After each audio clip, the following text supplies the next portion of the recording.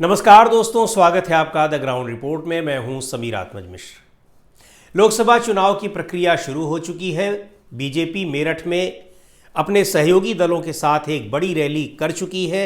उसके बाद कई ताबड़तोड़ सभाएं और रैलियां उसकी होने वाली हैं। लेकिन वहीं विपक्षी गठबंधन यानी समाजवादी पार्टी और कांग्रेस पार्टी का जो गठबंधन है और बहुजन समाज पार्टी अपने उम्मीदवारों को बदलने के खेल में ही लगे हुए हैं। बीएसपी ने तो 6 अप्रैल के बाद से अपनी कई सभाओं की प्लानिंग कर ली है, लेकिन सपा कांग्रेस गठबंधन की संयुक्त रैलियों और सभाओं का कार्यक्रम अब तक तय नहीं हुआ है। यानी इस मामले में वो कमज़ोर पड़ रहे हैं। लेकिन फिर भी ऐसा नहीं है कि विपक्ष कमज़ोर है। पहले उम्मीद जताई जा रही थी कि यूपी में समाजवादी पार्टी कांग्रेस पार्टी गठबंधन में बीएसपी भी शामिल होगी। चुनावी घोषणा तक या यूँ कहिए कि पहले चरण के नोटिफिकेशन और नामांकन तक ये उम्मीद बनी हुई थी। लेकिन बीएसपी ने अकेले ही चुनाव लड़ने का फैसला किया। लगातार कई सीटों पर उम्मीदवार भी उतार दिए, फिर उम्मीदवार बदले भी और अभी भी लगातार बदल रही है। वहीं दूसरी ओर समाजवादी पार्टी ने भी इस बीच जब कई उम्मीदवार बदल दिए तो ऐसा लग रहा है कि जैसे प्रत्यक्ष तौर पर तो बीएसपी के साथ कोई गठबंधन भले नहीं हुआ है, लेकिन परोक्ष तौर पर बहुत ही सधा हुआ गठबंधन दोनों के बीच या कह लीजिए कि तीनों पार्टियों के बीच में है, जो न सिर्फ एक दूसरे को फायदा पहुंचाने वाला है बल्कि बीजेपी को ज़बरदस्त नुकसान करने वाला भी है। और शायद यही वजह है कि बीजेपी ने भी पहले चरण में भले ही 51 उम्मीदवारों की सूची फटाफट जारी कर दी, लेकिन उसके बाद उसने यूपी में उम्मीदवारों की सूची जारी करने में काफ़ी समय लिया और 12 उम्मीदवारों की सूची अब तक जारी नहीं हुई है। खैर, समाजवादी पार्टी और बहुजन समाज पार्टी ने जिन सीटों पर उम्मीदवार बदले हैं उनका सीटवार विश्लेषण किया जाए तो साफ पता चलता है कि बीएसपी गठबंधन में न रहकर भी गठबंधन को किस तरह से फायदा पहुंचा रही है। तो पहले बात कर लेते हैं उन सीटों की जहां समाजवादी पार्टी ने उम्मीदवार बदले हैं। समाजवादी पार्टी ने रामपुर, मुरादाबाद, अलीगढ़ और फिर ताज़ा तरीन मेरठ से अपने उम्मीदवार बदल दिए। ये सभी सीटें पश्चिमी उत्तर प्रदेश की हैं, मुस्लिम बाहुल्य इलाकों की हैं। मुरादाबाद में तो समाजवादी पार्टी ने मौजूदा सांसद का टिकट काटकर मुरादाबाद के लिए एक लगभग अनजान चेहरे को टिकट दे दिया है, जबकि बहुजन समाज पार्टी ने वहां से मुस्लिम उम्मीदवार इरफान सैफी को टिकट दिया है। पहले मुरादाबाद के सामाजिक समीकरणों को समझते हैं। यहाँ करीब 20 लाख मतदाता हैं, वोटर्स हैं, जिनमें 45% यानी करीब 9 लाख मुस्लिम, करीब 10% दलित, जिनमें लगभग 2 लाख जाटव और 43,000 वाल्मीकि समुदाय के मतदाता हैं। बाकी 1.5 लाख ठाकुर, 1.5 लाख सैनी और फिर अन्य समुदायों के अन्य जातियों के मतदाता हैं। ब्राह्मणों की तादाद यहाँ कम है, लगभग 50,000 के आसपास। 2019 के चुनाव में एसटी हसन को समाजवादी पार्टी के कैंडिडेट थे। समाजवादी पार्टी और बहुजन समाज पार्टी गठबंधन में चुनाव लड़ रही थी 2019 में। तो 2019 के चुनाव में एसटी हसन को करीब 6.5 लाख वोट मिले थे और उन्होंने बीजेपी के सर्वेश सिंह को करीब 90,000 वोटों से हराया था। एक बड़ा मार्जिन था। कांग्रेस से इमरान प्रतापगढ़ी भी चुनाव लड़े थे और उन्हें करीब 60,000 वोट मिले थे। 60,000 से थोड़ा कम, 59,000 कुछ वोट। तब 2 मुस्लिम उम्मीदवार थे, लेकिन सपा बसपा गठबंधन मजबूत स्थिति में था, इसलिए इमरान प्रतापगढ़ी चर्चित चेहरा भले ही थे, वोट नहीं पा सके। इसीलिए माना जा रहा है कि ऐन वक्त पर सपा ने यदि अपने निवर्तमान सांसद एसटी हसन का टिकट भले ही काटा है, लेकिन अब मैदान में सिर्फ इरफान सैफी ही मुस्लिम उम्मीदवार रहेंगे। दूसरी ओर समाजवादी पार्टी की उम्मीदवार रुचि वीरा बिजनौर की हैं, वैश्य समुदाय से ताल्लुक़ रखती हैं। अचानक उन्हें एक मजबूत उम्मीदवार और निवर्तमान सांसद का टिकट काटकर टिकट दिया गया है। इसलिए कांग्रेस के साथ गठबंधन होने के बावजूद शायद मुस्लिम मतों का ध्रुवीकरण बीएसपी के इरफान सैफी की ओर हो और उन्हें बीएसपी के परंपरागत वोटर्स का साथ, परंपरागत जो दलित वोटर्स हैं उनका साथ मिलने की पूरी उम्मीद है और मिलना भी चाहिए, मिलेगा भी। जाहिर है सपा ने एक मजबूत उम्मीदवार को मैदान से हटाकर यदि एक कमज़ोर उम्मीदवार को उतारा है तो उसके पीछे कोई तो कारण होगा ही, और ये कारण उन सीटों पर दिख रहा है जहां बीएसपी ने मजबूत उम्मीदवार हटाकर कमज़ोर उम्मीदवार खड़े किए हैं, या फिर पहले से ही कमज़ोर उम्मीदवार उतारा है, या फिर ऐसे उम्मीदवार को उतारा है जिसकी वजह से अल्पसंख्यक मतों में विभाजन न होने पाए, जैसे मेरठ में। यहाँ बीएसपी को जो वोट मिलेंगे निश्चित तौर पर वो बीजेपी को नुकसान पहुँचाने वाले होंगे। कैसे? मेरठ में बीएसपी ने देवव्रत त्यागी को टिकट दिया है।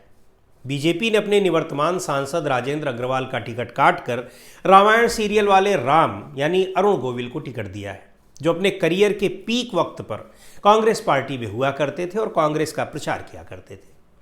समाजवादी पार्टी ने पहले यहां भानु प्रताप सिंह को उम्मीदवार बनाया था, लेकिन अब उनका टिकट काटकर अतुल प्रधान को टिकट दे दिया है, जो मेरठ के ही सरधना सीट से समाजवादी पार्टी के विधायक है। मेरठ के सामाजिक समीकरणों की बात करें तो यहां करीब 30% मुस्लिम मतदाता है। 19 लाख वोटर्स में करीब 6 लाख मुस्लिम मतदाताओं की संख्या है। दूसरे नंबर पर दलित हैं जो करीब 3 लाख है। तीसरे नंबर पर वैश्य है, इनकी आबादी करीब 2.5 लाख है। चौथे नंबर पर ब्राह्मण है, जिनकी आबादी करीब 1.5 लाख है।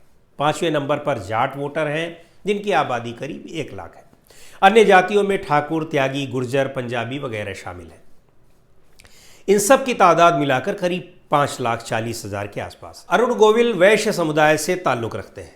2019 के चुनाव में समाजवादी पार्टी और आरएलडी ने ये सीट बहुजन समाज पार्टी को दी थी। बीएसपी के हाजी याकूब कुरैशी चुनावी मैदान में उतरे थे। बीजेपी उम्मीदवार को उन्होंने कड़ी टक्कर दी थी और सिर्फ 4,000 वोटों से कुरैशी ये चुनाव हार गए थे। तब अलग चुनाव लड़ रही कांग्रेस पार्टी के कैंडिडेट को करीब 35,000 वोट मिले थे, मगर इस बार समीकरण उल्टा है।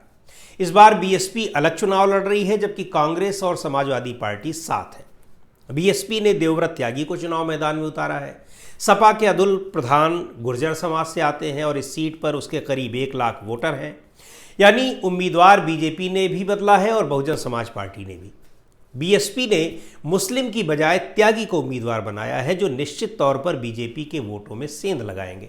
हाँ, एआईएम यानी ओवैसी की पार्टी ने मोहम्मद अनस को टिकट दिया है, लेकिन वो मुस्लिम वोट लेने में कितने कामयाब होते हैं ये देखने वाली बात होगी। फिलहाल जो कयास लग रहे हैं उनमें समाजवादी पार्टी और कांग्रेस का जो गठबंधन है, यानी जो समाजवादी पार्टी के वहाँ मेरठ में उम्मीदवार हैं, उनकी तरफ ही मुस्लिम मतदाताओं और बीजेपी विरोधी मतों के ध्रुवीकरण होने की उम्मीद है। और अब बात करते हैं बहुजन समाज पार्टी की। बसपा ने अपने कई उम्मीदवार बदले हैं और हाल ही में कन्नौज, अलीगढ़ और गाजियाबाद में प्रत्याशी बदले हैं। कन्नौज में बीएसपी ने अकील अहमद पट्टा को पहले टिकट दिया था, लेकिन बाद में आम आदमी पार्टी छोड़कर बीएसपी में आए इमरान बिन जफर को टिकट दे दिया। कन्नौज समाजवादी पार्टी का एक तरह से गढ़ है। हालांकि सपा उम्मीदवार डिंपल यादव पिछला चुनाव बीजेपी के सुब्रत पाठक से हार गई थीं, लेकिन ये मार्जिन महज 12,000 वोटों का था। सपा ने यहां अभी उम्मीदवार घोषित नहीं किया है, लेकिन उम्मीद है कि अखिलेश यादव के परिवार के ही किसी व्यक्ति को यहां टिकट मिलेगा। ऐसे में मुस्लिम मतों का विभाजन सपा उम्मीदवार को नुकसान पहुंचा सकता है, लेकिन बीएसपी ने उम्मीदवार बदलकर जो नया नाम दिया है उससे इसकी उम्मीद न के बराबर है। वजह, इमरान कानपुर के उद्योगपति हैं, कन्नौज के नहीं हैं और 2014 के लोकसभा चुनाव में आपके सिंबल पर कन्नौज से चुनाव लड़े थे। तब उन्हें 5,000 वोट भी नहीं मिले थे। कन्नौज में करीब 18 लाख मतदाता हैं। 16% यादव, 16% मुस्लिम, ब्राह्मण 15% और ठाकुर 10%। 39% में दलित और दूसरी जातियां आती हैं। बीएसपी ने गाजियाबाद सीट से अपना उम्मीदवार बदला है। अंशय कालरा का टिकट काटकर ठाकुर नंद किशोर पुंडीर को टिकट दे दिया है और ये टिकट तब बदला जब इस सीट पर बीजेपी ने अपने निवर्तमान सांसद का टिकट काटकर नया उम्मीदवार दिया। इस सीट पर लगातार 2 बड़ी जीत दर्ज कराने वाले केंद्रीय मंत्री जनरल वीके सिंह का टिकट काटकर बीजेपी ने विधायक अतुल गर्ग को टिकट दिया है। अतुल गर्ग की छवि बतौर विधायक ठीक नहीं रही। क्षेत्र में नाराजगी है। पिछली बार भी बतौर विधायक और बतौर मंत्री उन्होंने कुछ खास नहीं किया। अपने क्षेत्र में ही दौड़ा लिए जाते हैं, यहाँ तक कि प्रचार करने जा रहे हैं तो भी लोग आने नहीं दे रहे हैं। ऐसी खबरें आ रही हैं। अपने टिकट पर खुद गर्ग हैरान रह गए थे। अपने टिकट पर तो खुद गर्ग हैरान रह गए थे। वहीं वीके सिंह का टिकट कटने से ठाकुर समाज में बड़ी नाराजगी है। गठबंधन में ये सीट कांग्रेस के खाते में गई है। बताया जा रहा है कि पुंडीर को टिकट देकर बसपा ने बीजेपी प्रत्याशी का विरोध कर रहे ठाकुर समाज को खुश करने के लिए ये दांव खेला है और कहीं न कहीं इस वर्ग का, इस समाज का जो वोट होगा उसका डेंट बीजेपी पर जरूर लगेगा। गाजियाबाद से कांग्रेस उम्मीदवार डॉली शर्मा 2019 में तीसरे स्थान पर थीं। और उन्हें करीब 1,20,000 वोट मिले थे। गाजियाबाद के शहरी इलाकों में ब्राह्मण मतदाताओं की तादाद काफ़ी है। इस बार उन्हें समाजवादी पार्टी का भी साथ मिला है, जिसका निश्चित तौर पर फायदा होगा। 2019 में समाजवादी पार्टी के उम्मीदवार को यहाँ करीब 4.5 लाख वोट मिले थे। दूसरी ओर बीएसपी के उम्मीदवार अपने समाज यानी ठाकुर वर्ग के जो भी वोट लाने में सफल होते हैं तो ये सारे वोट बीजेपी के होंगे। गाजियाबाद में करीब 5.5 लाख मुस्लिम, 4.7 लाख राजपूत यानी ठाकुर, 4.5 लाख ब्राह्मण, 2.5 लाख वैश्य समुदाय के लोग, 4.5 लाख अनुसूचित जाति, करीब 1.25 लाख जाट, 1 लाख पंजाबी, 75,000 त्यागी और बाकी दूसरे वर्गों के मतदाता हैं। यूँ तो ये सीट बीजेपी की सबसे सुरक्षित सीट मानी जाती है, लेकिन जातीय समीकरणों, वीके सिंह की वजह से ठाकुर वोटों की नाराजगी, अतुल वर्ग की उम्मीदवारी जैसे कई फैक्टर्स हैं जो बीजेपी को यहाँ कमज़ोर करते हैं। और उस पर सपा कांग्रेस गठबंधन के साथ बीएसपी का जो भूमिगत और सीक्रेट समीकरण है वो भी बीजेपी को नुकसान पहुँचाने की पूरी क्षमता रखता है। बीएसपी ने अलीगढ़ में भी अपना कैंडिडेट बदल दिया है। बीजेपी छोड़कर बीएसपी में आए हितेंद्र उपाध्याय बंटी को पार्टी ने अलीगढ़ में अपना प्रत्याशी बनाया है, जबकि पहले बीएसपी ने गुफरान नूर को टिकट दिया था। हितेंद्र उपाध्याय बंटी अभी कुछ समय पहले तक बीजेपी में थे और बीजेपी ने यहाँ लगातार 2 बार से जीत रहे ब्राह्मण उम्मीदवार सतीश गौतम को एक बार फिर उम्मीदवार बनाया है।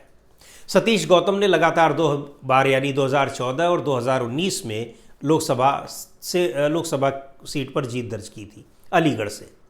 2 ब्राह्मण उम्मीदवारों की वजह से यहाँ पर निश्चित तौर पर चुनाव रोचक हो गया है। वहीं सपा कांग्रेस गठबंधन में ये सीट सपा के खाते में गई है और सपा ने जिस चौधरी विजेंद्र सिंह को टिकट दिया है वो न सिर्फ पुराने कांग्रेसी हैं बल्कि यहाँ से सांसद रह भी चुके हैं और यहाँ की राजनीति का जाना पहचाना चेहरा है।